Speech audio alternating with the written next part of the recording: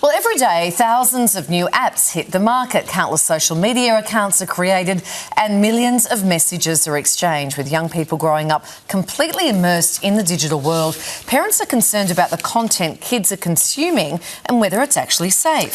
Former cop and cyber safety expert Susan McLean has made it her mission to educate families and schools about navigating life online. Now, in her book, she's helping children develop the digital armour they need to remain safe and informed in an ever-changing, fast-changing landscape. Susan McLean joins us now live in the studio. Nice to see you. Thanks. Almost 2 months into the under-16 social media ban. How do you think it's tracking? Look, I think it's a popular thought that we could ban our way to safety. I think reality has shown us something different. I'm all for safety online, not a shadow of a doubt. The platforms need to be made safer for all users. But I don't think banning 10 platforms is really going to make much of a difference. And what I'm seeing in schools is most children are still there.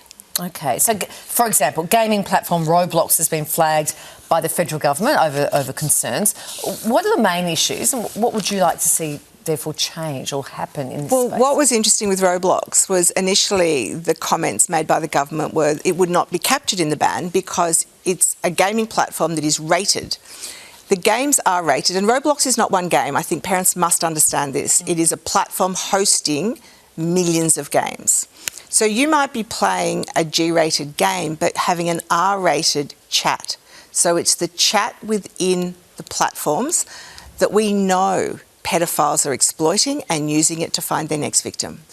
So as AI takes hold, what are the other new threats that we need to be aware of? And I suspect there are millions, but what can we talk about today? Yeah, so the AI stuff, look, AI can be amazing.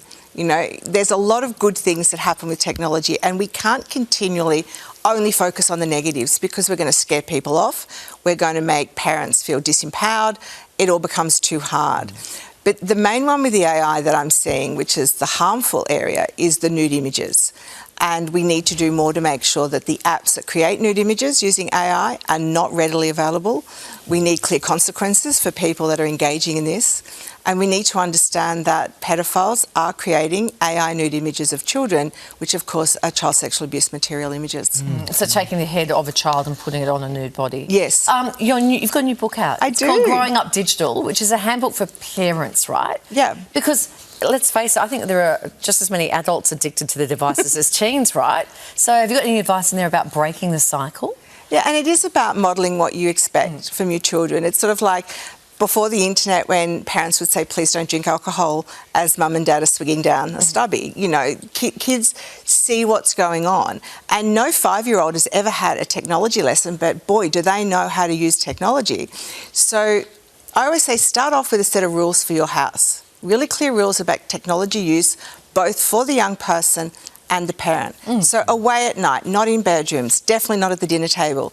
Now, there are exceptions. If your parent has a job where they're on call, if you're the local anaesthetist or the obstetrician, well, you're going to need your phone beside you. But for most people, you don't. So it's about developing those good habits and then passing them on to your children.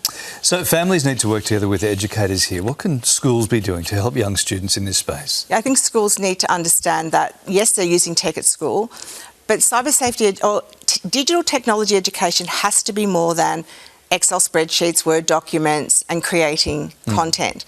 They need to understand the risk because if you don't know what the risk is, you can't then take steps to protect yourself. So it needs a holistic approach. So schools need to be covering off on everything. And I know the curriculum is crowded, but if you're going to use tech in your school, the young people need to know how to use it well, safely, respectfully and responsibly. Yeah, good advice. And there's more of it in your new book. There is more of it in the Thanks, new book. Susan. Susan McLean's new book is called Growing Up Digital, and it's out for you now. Well, soon for you here on The Morning.